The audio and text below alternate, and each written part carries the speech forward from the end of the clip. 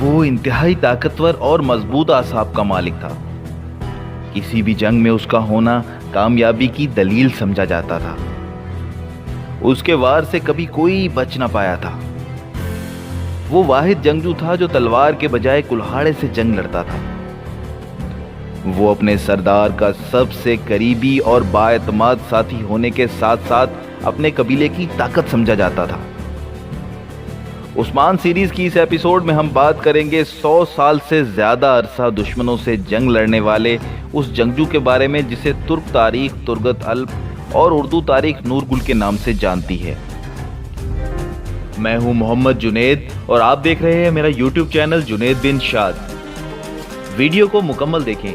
اگر ویڈیو پسند آئے تو چینل کو سبسکرائب کریں اور بیل آئیکن کو پریس کر کے آل نوٹیفیکیشن آن کر لیں تاکہ آنے والی تمام ویڈیوز کا نوٹیفیکیشن آپ کو بروقت مل سکے۔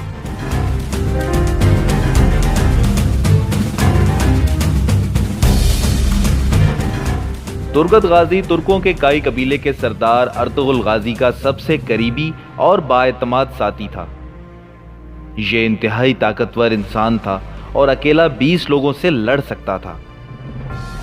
وہ اتنا ماہر جنگجو تھا کہ اگر اس کی آنکھوں پہ پٹی بندھی ہو تب بھی بخوبی لڑتا تھا۔ وہ جنگ میں کلہاڑے سے لڑنا پسند کرتا تھا۔ تلوار کے بجائے کلہاڑے سے لڑنا اسے سب سے منفرد رکھتا تھا۔ اس کا کلہاڑا 92 سینٹی میٹر طویل اور 1650 گرام یعنی 1 کلو 650 گرام وزنی تھا۔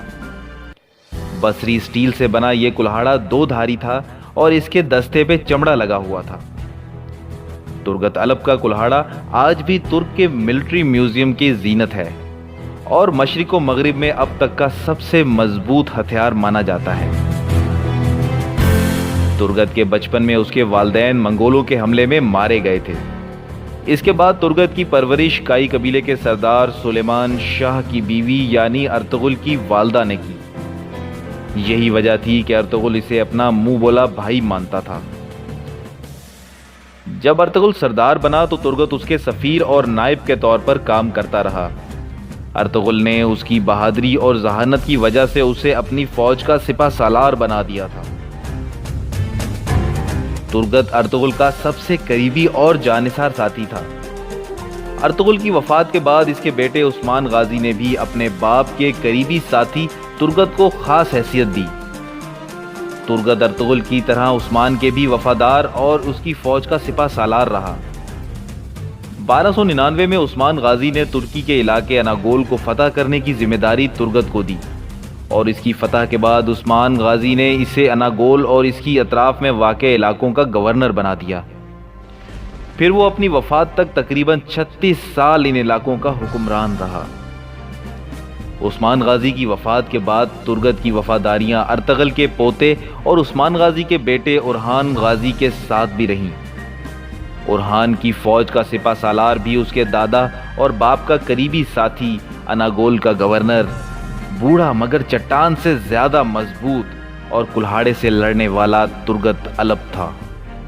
1325 میں اورحان غازی کے حکم پر ایک جنگ کے دوران ترگت غازی کو شہادت نصیب ہوئی۔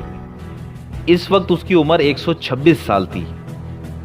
تاریخ میں ترگت کی ذاتی زندگی کے بارے میں زیادہ معلومات تو نہیں، البتہ اس کے ایک بیٹے الیاس کا ذکر ملتا ہے جس کے نام پر کولاک مالاسی میں ایک مسجد بھی موجود ہے۔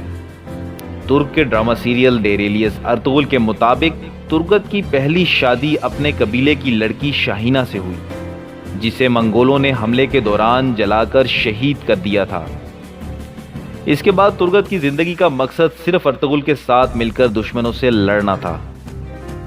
ارطغرل نے ایک دشمن قبیلے سے جنگ سے بچنے کے لیے اس قبیلے کے سردار کی بیٹی اصلاحان خاتون سے ترگت کی شادی کروا دی۔